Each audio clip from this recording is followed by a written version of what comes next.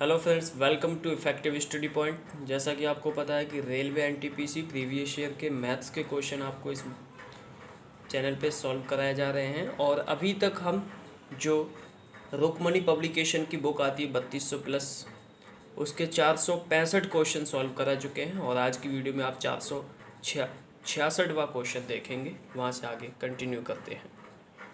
Hello दोस्तों, question number 466 है। एक 10 मीटर लंबी सीढ़ी एक खड़ी दीवार पर टिकी है। एक दीवार है, इस पर एक 10 मीटर लंबी एक सीढ़ी टिकी हुई है और यह ज़मीन के साथ 30 डिग्री का एंगल बनाती है। ये जो एंगल बना रही है 30 डिग्री का बना रही है। तो सीढ़ी दीवार से कितनी ऊंचाई तक पहुंचेगी? तो ये दूरी आपसे पूछिए कितनी ऊंचाई तक पहुंचेगी। तो दोस्तों मैं बता चुका हूँ आपको, कभी भी आपको अगर ऐसा हाइट एंड डिस्टेंस का क्वेश्चन आता है, अगर ये एंगल 30 है तो आप 30 के सामने भुजा लेंगे 1 यूनिट, और ये 90 डिग्री होता है तो ये 60 हो जाएगा, तो इसके सामने आ जाएगा √3 यूनिट। तो ये मेरा हाइपोटेनस आ जाएगा 2 यूनिट। तो इसी सवाल में क्या हो जाएगा, ये 1 हो जाएगा, ये 1 √3 हो जाएगा और ये 2 हो जाएगा। तो 2 की वैल्यू मेरे पास 10 है, मुझे 1 की वैल्यू निकालनी है। तो 2 की वैल्यू अगर 10 है दोस्तों तो 1 की वैल्यू आ जाएगी 5। तो इसकी ऊंचाई आ जाएगी 5 मीटर। ऑप्शन नंबर ए मेरा आंसर हो जाएगा। अगला क्वेश्चन है दोस्तों, ए एक काम को 10 दिनों में करता है। ए कर रहा है 10 दिन में, बी उसी काम को 20 दिनों में समाप्त करता है, बी करता है 20 दिनों में, सी की मदद से वे उसी काम को 5 दिनों में समाप्त करते हैं।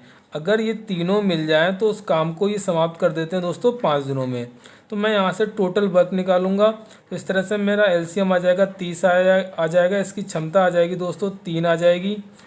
सॉरी, इसका एलसीएम दोस्तों 60 आएगा क्योंकि 20 से 30 कैंसिल आउट नहीं होगा। तो इस तरह से इसकी क्षमता 6 आ जाएगी, इसकी 3 आ जाएगी और इसकी 12 आ जाएगी। तो दोस्तों तीनों की मिला के क्षमता है मेरे पास 12। मुझे निकालना है सी उस काम को कितने दिन में करेगा। तो सी के दिन निकालने के लिए मुझे टोटल काम चाहिए और सी की क्षमता चाहिए। तो सी की क्षमता दोस्तों मैं निकालूंगा यहाँ से। यदि ए प्लस बी प्लस सी तीनों की क्षमताओं का योग है मेरे पास 12, जिसमें ए अकेला मेरे पास 6 है, बी 3 है, तो सी मैं यहाँ से निकालूंगा। तो दोस्तों मेरे पास सी आ जाएगा 6 और 3 9, उधर जाके 3 माइनस 3 मेरे पास क्षमता आ जाएगी सी की। तो सी कितने दिन में करेगा? तो मुझे टोटल काम कराना है 60, क्षमता है सी की 3, तो मेरे पास दिन आ जाएंगे दोस्तों 20 दिनों में इस काम को कंप्लीट करेगा। ऑप्शन नंबर बी अपना आंसर हो जाएगा। अगला क्वेश्चन है दोस्तों, दो अंकों की संख्या का योग दो अंकों की संख्या के अंकों का योग 11 होगा। उसमें थोड़ा मिस्टेक है दोस्तों। यदि अंक आपस में बदल दिए जाएं तो संख्या 27 से कम हो जाती है, तो नई संख्या ज्ञात करनी है। तो पहली कंडीशन अंकों का योग 11, मेरे पास सभी ऑप्शनों में अंकों का योग 11 है। तो मैं दूसरी कंडीशन पे जाऊंगा। अगर मैं पहला ऑप्शन 74 लेता हूं तो इसके अंकों को पलटने में मेरी संख्या बनेगी 47।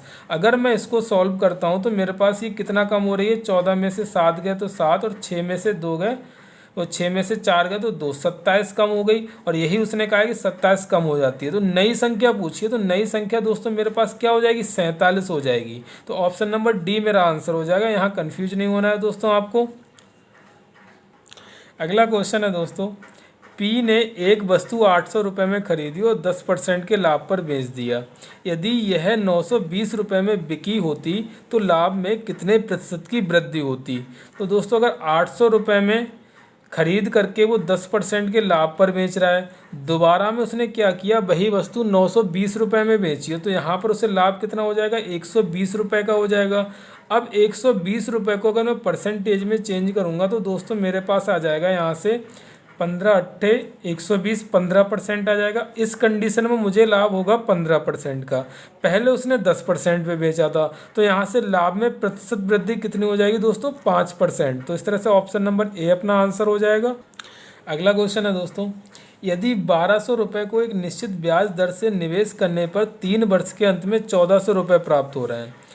मेरे पास 1200 रुपये थे, 3 वर्ष के बाद वो 1400 रुपये बन रहे हैं। क्या 3 वर्ष का ब्याज अगर मैं निकालूंगा 200 रुपये आ जाएगा। तो ब्याज बराबर होता है, साधारण ब्याज बराबर होता है, मूलधन मेरे पास कितना था 1200, समय 3 वर्ष का है, दर मुझे निकालनी है बटे 100। तो यहाँ से सॉल्व करूँगा तो 4 तियाँ 12, 4 पंजे 20, 50। तो यहाँ से आर बराबर मेरे पास आ गया दोस्तों 50/9। प्रतिशत। अब मुझसे पूछा है कि 150 रुपये को 5 वर्ष के लिए उसी ब्याज दर पर निवेश करने से कितने रुपए प्राप्त होंगे। तो 5 वर्ष में प्राप्त करना है मुझे, तो अगर मैं ब्याज निकालूंगा 5 वर्ष में 150 रुपये पे कितना ब्याज मिलेगा, अगर वो फाइंड आउट करूंगा तो मेरे पास निकलेगा 150 गुणा 5 वर्ष का दर है मेरे पास 50/9 गुणा 100। तो यहाँ से 2 जीरो से 2 जीरो कैंसिल आउट हो जाएंगे, तो ये आ जाएगा 25, 15 पंजे 75 गुणा 5/9। अगर इसे मैं सॉल्व करूँगा तो मेरे पास आ जाएगा 55 25 2 5 7 35 2 37/9। इसको सॉल्व करूँगा तो 9 चौक 36, यहाँ से 1 बच गया, हो गया 15, 9 एकम 9, 6 बच गया दोस्तों। पॉइंट लगा लूँगा तो मेरे पास हो जाएगा ये 60 हो जाएगा, और 9 छक 54 हो जाएगा। तो 41.6 मेरे पास ब्याज मिलने वाला है। 150 रुपये मेरा मूलधन था, तो इस तरह से मेरे पास ये हो जाएगा। इस तरह से अगर टोटल मिश्रधन निकलवा रहा है वो कितने रुपए प्राप्त होंगे, तो 150 प्लस 41.6, तो इस तरह से मेरा आंसर आ जाएगा 191.6 रुपये। ऑप्शन नंबर ए अपना आंसर हो जाएगा दोस्तों। अगला क्वेश्चन है दोस्तों, 24,000 रुपये पर 2 वर्ष में 25% की वार्षिक दर से चक्रवृद्धि ब्याज कितना होगा यदि वार्षिक चक्रवृद्धि होता है। तो दोस्तों आपसे चक्रवृद्धि ब्याज पूछा है, लेकिन अगर आप दोस्तों ऑप्शन की तरफ जाएंगे तो ऑप्शन में आपको मूलधन आपको दिया है, प्रिंसिपल दिया है 24,000, पहला ऑप्शन है 37,500, और आपको रेट ऑफ परसेंट दे रखा है 25%। तो अगर 25% से अगर ब्याज निकालोगे 1 साल का तो 25% आएगा, 2 साल का निकालोगे तो 25% 50% हो जाएगा, और 6.25% और आएगा, लगभग 50%, तो थोड़ा ज़्यादा जाना है। तो 24,000 का 50% होता है 12,000, 12,000 से थोड़ा सा आगे जाएगा, लगभग 13,000 के अप्रोक्स पहुँचेगा। पहले तो आप यहाँ से क्वेश्चन आंसर निकाल सकते हैं। दूसरी बात, 25% के हिसाब से कभी भी ब्याज मूलधन से ज़्यादा नहीं हो सकता। मूलधन से ब्याज ज़्यादा कब होगा, जब रेट ऑफ परसेंट आपका 100% से ऊपर पहुँच जाएगा। और 3 ऑप्शन में आपको जो ब्याज दे रखा है वो आपके प्रिंसिपल से मतलब मूलधन से ज़्यादा दे रखा है। तो इस तरह से आप अगर निकालना चाहें तो भी आप ऑप्शन नंबर बी आप टिक करेंगे। तो इस तरह से इस क्वेश्चन में कैलकुलेशन करने की जरूरत नहीं थी। रेलवे ऐसे क्वेश्चन पूछता है और पूछता रहेगा, आपको ध्यान रखना है। और अगला क्वेश्चन है दोस्तों अपना, ABC तथा PQR 2 समरूप त्रिभुज हैं और उनकी यदि उनके ऊंचाई AD और PC का अनुपात 3:8 है। मैं यहाँ 2 त्रिभुज बना रहा हूँ, ABC, और एक त्रिभुज बना रहा हूँ PQR। इनकी ऊंचाई है मेरे पास में, इसकी ऊंचाई है AD और इसकी ऊंचाई है PS। इसकी ऊंचाई है 3 और इसकी ऊंचाई है 8। तो मुझसे इसने पहले कह दिया कि ये समरूप है। तो समरूप त्रिभुज में दोस्तों क्या होता है कि जो क्षेत्रफल का अनुपात होता है वो इनकी भुजाओं के स्क्वायर के अनुपात के बराबर होता है। अब वो भुजा में आपकी ऊंचाई भी हो सकती है, मीडियन भी हो सकती है, भुजाओं की लंबाई भी हो सकती है, परिमाप भी हो सकता है, कुछ भी हो सकता है। मतलब जो भी होगा, तो अगर क्षेत्रफल का अनुपात निकालना चाह रहे हो, delta ABC upon delta PQR अगर निकालना चाह रहे हो, तो इनकी ऊंचाई कितनी 8, वो इसकी ऊंचाई है 3 तो 3 का स्क्वायर हो जाएगा, इसकी ऊंचाई है 8 तो 8 का स्क्वायर हो जाएगा। तो इस तरह से 9:64 आपका आंसर आ जाएगा। ऑप्शन नंबर सी आपका आंसर हो जाएगा दोस्तों। अगला क्वेश्चन है दोस्तों, यदि 3 संख्याएं 2:5:7 के अनुपात में है और उनका योगफल 280 का आधा है, तो दोस्तों अगर इनका योगफल करता हूँ तो 7 और 5 12 तो 14x आएगा योगफल। ये जो योगफल है ये 280 का आधा है। तो इसको अगर मैं सॉल्व करूँगा तो 140 आ जाएगा। इस तरह से x बराबर आ जाएगा मेरे पास 10। मुझसे पूछा तीनों में सबसे छोटी संख्या का वर्ग कितना होगा। तो तीनों में सबसे छोटी संख्या 2 होगी, 2x होगी, तो 2 गुणा 10 ये हो जाएगी 20 सबसे छोटी संख्या, और इसका वर्ग पूछा है मेरे से, तो 400 मेरा आंसर हो जाएगा। ऑप्शन नंबर ए अपना आंसर हो जाएगा दोस्तों। अगला क्वेश्चन है दोस्तों, मुझे भिन्न दे रखी हैं, 4 भिन्न दे रखी हैं और उनका सही क्रम लगाना है, उनको बढ़ते हुए क्रम में लगाना है। तो दोस्तों आप क्या करेंगे, आप इनको पॉइंट के 2 अंकों तक इसको सॉल्व करेंगे प्रत्येक भिन्न को। तो मैंने पहले सॉल्व कर रखा है दोस्तों। तो इस तरह से मेरी सबसे बड़ी भिन्न आ रही है 0.79, जो कि है 63 6/63/79, ये सबसे बड़ी होगी तो ये सबसे लास्ट में आएगी। तो पहले ही ऑप्शन में ये सबसे लास्ट में है, तो इस तरह से मेरा आंसर दोस्तों पहला ही ऑप्शन हो जाएगा। और सबसे छोटी की बात करूँ तो इनमें सबसे छोटा होगा अपने पास में 0.49, जो कि है 25/51, ये सबसे पहले आएगा। तो ऑप्शन नंबर ए में ही सबसे पहले ये है और सबसे बाद में ये है, तो ऑप्शन नंबर ए अपना आंसर हो जाएगा दोस्तों। अगला क्वेश्चन है दोस्तों, दो संख्याओं का लासा और मासा क्रमशः 616 और 2 है। तो लासा है 616 और मासा है अपने पास 2। तो दो संख्याओं का लासा गुणा मासा बराबर होता है पहली संख्या गुणा दूसरी संख्या, मतलब दोनों संख्याओं का जो गुणनफल होता है वो लासा और मासा के गुणनफल के बराबर होता है। तो पहली संख्या है मेरे पास 22, अगली संख्या मुझे निकालनी है दोस्तों। मैं 11 से कैंसिल आउट करूँगा तो 11 दूनी 22, 11 पंजे 55, 11 चंगा 66, 2 से 2 गया तो अगली संख्या आ जाएगी मेरे पास दोस्तों 56। ऑप्शन नंबर बी अपना आंसर हो जाएगा। अगला क्वेश्चन है, 24 आदमी एक काम को 24 दिनों में कर सकते हैं, उसी काम को 18 दिनों में समाप्त करने के लिए कितने आदमियों की आवश्यकता होगी। तो दोस्तों 24 आदमी काम कर रहे हैं 24 दिनों में, मुझे काम करवाना है 18 दिनों में समाप्त, कितने आदमियों की आवश्यकता होगी। मैंने मान लिया x आदमियों की आवश्यकता होगी। 6 से काटेंगे 6 3 18, 6 चौक 24, 3 से काटेंगे 3 अट्ठे 24, तो x बराबर आ जाएगा 8 चौक 32। ऑप्शन नंबर बी अपना आंसर हो जाएगा दोस्तों। अगला क्वेश्चन है दोस्तों, 25%, 20% और 10% के क्रमिक बट्टों के समतुल्य एक अकेला बट्टा कौन सा होगा। तो दोस्तों आप क्या करेंगे, 25% की अगर फ्रैक्शन वैल्यू बनाएंगे तो 1/4 आएगी, मतलब 4 अगर वस्तु का अंकित मूल्य है तो 1 की छूट, मतलब 4 वाली वस्तु वो 3 रुपये में बेची जा रही है। ऐसे 20% का बनाएंगे तो 1/5 फ्रैक्शन वैल्यू होती है, तो 5 वाली वस्तु 4 में बेची जा रही है। 10% का बनाएंगे तो 1/10 आएगी, 10 वाली वस्तु 9 में बेची जा रही है। तो यहाँ से 4 से 4 कैंसिल आउट हो जाएगा, तो ये आ गया दोस्तों आपके पास में 50 और इधर गुणा होकर आएगा 9 3 27। तो आप इसको 100 बना लो, 2 से गुणा कर लो तो 100 बनाओगे तो 100 हो जाएगा, तो ये 27 दूनी 54 हो जाएगा। तो 100 वाली वस्तु फाइनली 54 रुपये में बेची जा रही है, इसका मतलब 46% का आपको बट्टा मिल रहा है। ऑप्शन नंबर बी अपना आंसर हो जाएगा दोस्तों। अगला क्वेश्चन है दोस्तों, एक पुस्तक का विक्रय अगला क्वेश्चन है दोस्तों, एक पुस्तक सॉरी दोस्तों, थोड़ा हंसी आ गई थी क्वेश्चन को पढ़ते समय, दोबारा कंसंट्रेट करते हैं। एक पुस्तक का विक्रय मूल्य मतलब SP उसके क्रय मूल्य का 19/15 है, मतलब CP का 19/15 है। तो यहाँ से अगर दोस्तों मैं CP अनुपात SP अनुपात CP निकालता हूँ तो 19/15 आ रहा है, मतलब 15 वाली वस्तु 19 रुपये में बेची जा रही है। तो मुझसे पूछा है दोस्तों प्रतिशत लाभ ज्ञात कीजिए।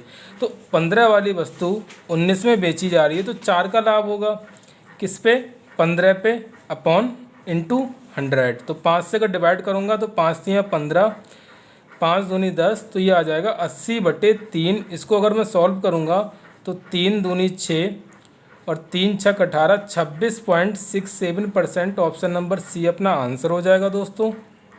अगला क्वेश्चन है दोस्तों, उस कोण का माप ज्ञात करें जो अपने संपूरक कोण का 1/4 गुना है।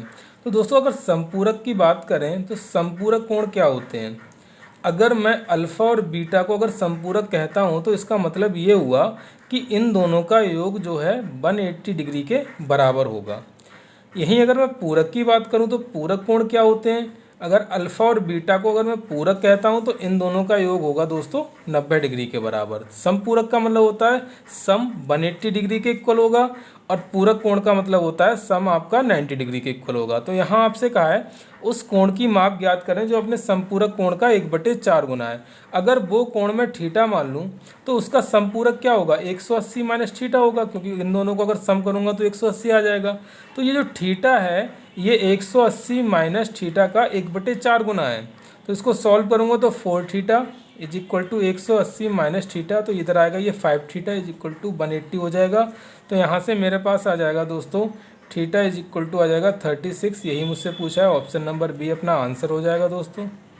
अगला क्वेश्चन है दोस्तों, 7 भुजाओं वाले एक बहुभुज की डिग्री में आंतरिक कोणों का योग कितना होगा। तो दोस्तों कोई भी अगर बहुभुज है, पॉलीगन है, उसके आंतरिक कोणों का योग होता है n-2 इंटू 180 डिग्री। तो यहाँ पर n दोस्तों अपने पास कितना है, 7 है, तो 7 - 2 5 हो जाएगा इंटू 180 डिग्री, तो ये हो जाएगा 18 पंजे 90, 900 डिग्री अपना आंसर आ जाएगा। ऑप्शन नंबर डी आंसर हो जाएगा दोस्तों। अगला क्वेश्चन है दोस्तों, दो संख्याओं का गुणनफल इनके योग का 3 गुना है। दो संख्याएं मैं x और y मान लेता हूं, तो इनका जो गुणनफल कह रहा है x इंटू वाई, वो इनके योग का मतलब x प्लस वाई का 3 गुना है। तो आपसे पूछा है तथा एक संख्या 12 है तो दूसरी संख्या ज्ञात करें। अगर मैं दोस्तों एक संख्या 12 मान लेता हूं तो ये 12 बाई हो जाएगा, x की जगह मैं 12 रख देता हूं 3, और ये 12 प्लस बाई हो जाएगा, तो यहाँ से 3 से 4 बाई आ जाएगा, कैंसिल आउट होगा, is equal to 12 plus by, इधर बाई इधर आएगा तो 3 बाई इज इक्वल टू 12, तो 12 बाई बराबर आ गया मेरे पास दोस्तों 4। तो दूसरी संख्या मेरे पास क्या हो जाएगी दोस्तों 4 हो जाएगी। ऑप्शन नंबर सी अपना आंसर हो जाएगा। अगला क्वेश्चन है दोस्तों, 8 अवलोकन का माध्य 10.5 है। यदि अवलोकनों में से 7 अवलोकन 3, 15, 7, 19, 12, 17 और 8 है तो 8वां अवलोकन क्या होगा। तो दोस्तों माध्य का मतलब होता है आपका औसत दे रखा है, 8 अवलोकनों का औसत दिया है 10.5।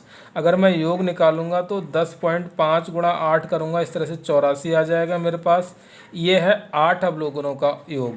और 7 का अगर निकालूंगा, इन 7 का है मेरे पास, सबको अगर ऐड करूंगा तो 81 आएगा। अगर मुझे 8वां अवलोकन निकालना है तो 84 में से मैं 81 माइनस कर दूंगा तो 3 जो आएगा वो मेरा 8वां अवलोकन होगा। ऑप्शन नंबर सी अपना आंसर हो जाएगा दोस्त। अगला क्वेश्चन है दोस्तों, एक दुकानदार 20 कुर्सियां बेचकर 4 कुर्सियों के विक्रय मूल्य के बराबर लाभ कमाता है। तो दोस्तों लाभ बराबर क्या होता है, S P minus C P. वो लाभ कितने के बराबर कमा रहा है, 4 कुर्सियों के विक्रय मूल्य के बराबर लाभ है उसका 4 एस पी। कब, जब 20 कुर्सियां बेच रहा है। जब 20 कुर्सियां वो बेच रहा है तो उसने 20 ही खरीदी होंगी दोस्तों। तो अब मैं यहाँ से क्या करूँगा, अगर सी पी इधर लेके आऊँगा तो 20 सी पी बराबर हो जाएगा मेरे पास 16 एस पी। तो यहाँ से सी पी अपॉन अगर एस पी निकालूंगा दोस्तों तो मेरे पास आ जाएगा 16/20 मतलब 4 और 4 पंजे 20, तो ये आ जाएगा 4:5। सी पी 4 है और एस पी मेरे पास 5 है। तो प्रॉफिट कितने का हो रहा है दोस्तों, प्रॉफिट हो रहा है मुझे 1 का। कितने पे हो रहा है, 4 पे इंटू 100, तो मेरे पास 25% प्रॉफिट आ जाएगा। ऑप्शन नंबर अपना हो जाएगा दोस्तों बी। अगला क्वेश्चन है दोस्तों 484, 4 अंकों वाली सबसे छोटी संख्या ज्ञात करें जो पूर्ण वर्ग हो। तो दोस्तों 4 अंकों की सबसे छोटी संख्या जो पूर्ण वर्ग हो, तो 1000 पूर्ण वर्ग संख्या नहीं है। 1024 जो सबसे छोटी भी है इन सब में और पूर्ण वर्ग भी है। 1024 जो होता है वो 32 का स्क्वायर होता है दोस्तों। तो इस तरह से ऑप्शन नंबर बी अपना आंसर हो जाएगा। अगला क्वेश्चन है दोस्तों 485, एक आयत का परिमाप 28 सेंटीमीटर है। यदि इसकी एक भुजा 4 सेंटीमीटर हो तो दूसरी भुजा की लंबाई ज्ञात करें। मैं ऑप्शन से चला जाऊंगा दोस्तों। अगर एक 4 है दूसरी 24 मानता हूं तो यहाँ से 24 और 4 28, लेकिन परिमाप 28 का मतलब ये होगा, परिमाप होता है दोस्तों आयत का 2l प्लस बी होता है। परिमाप आपका दोस्तों होता है आयत का 2l प्लस बी, मतलब लंबाई और चौड़ाई के योग का 2 गुना परिमाप होना चाहिए। अगर 4 मानता हूँ तो 24 कर रहा हूँ तो ये 1 गुना ही 28 हो गया। अगला ऑप्शन लूँगा मैं बी लूँगा तो 7 और 4 11, 11 दूनी 22 होता है, 28 नहीं होता है। और 10 और 4 लेता हूँ तो 10 और 4 14, दूनी 28। ऑप्शन सी अपना आंसर हो जाएगा दोस्तों। इस तरह से करेंगे दोस्तों 485 नंबर। ठीक है दोस्तों, आज की वीडियो में अपने यहीं तक रहने देते हैं, कल फिर मिलते हैं 486 के साथ। ठीक है दोस्तों, पढ़ाई करते रहिए। बाय बाय, धन्यवाद।